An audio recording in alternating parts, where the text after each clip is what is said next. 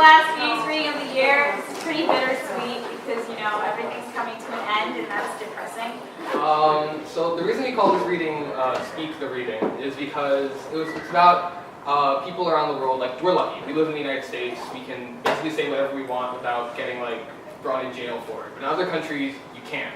If you're a different religion, or if you say something, or you just are a certain way, then you can be arrested or be punished. And one example is currently in Bangladesh, if you have extremists who are killing people who are atheists, secular, gay, bloggers, journalists, editors, professors, and people who are just a different religion, killing them just because they're speaking their minds. So that's what this reading is about. It's intended to be about being able to speak your mind without fear of retaliation. Okay, so the theme of today's reading is free speech, so I thought it would be interesting to see what a bedtime story would look like if it was politically correct. There once was a young person named Red Riding Hood who lived with her mother on the edge of a large wood. One day, her mother asked her to take a basket of fresh fruit and mineral water to her grandmother's house. Not because this was woman's work, mind you, but because the deed was generous and fruit helped engender a feeling of community. Furthermore, her grandmother was not sick, but rather in full physical and mental health, and was fully capable of taking care of herself as a mature adult. So, on the way to Grandma's house, Red Riding Hood was accosted by a wolf, who asked her what was in her basket. She replied, "Some helpful snacks for my grandmother, who is certainly capable of taking care of herself as a mature adult." The wolf said, "You know, my dear, it isn't safe for a little girl to walk through these woods alone."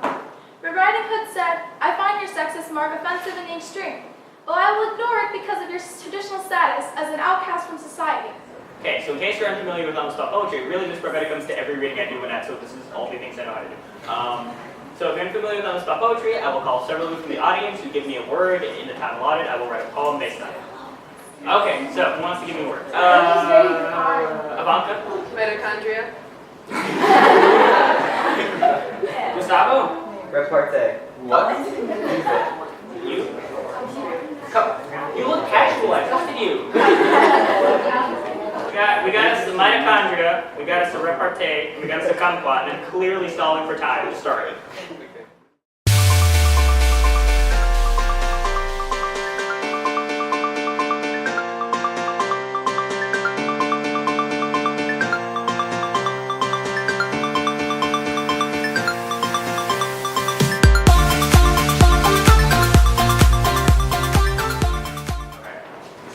Time that ticks like falling beads from ripped threads, and clocks cracking the earth like meteorites.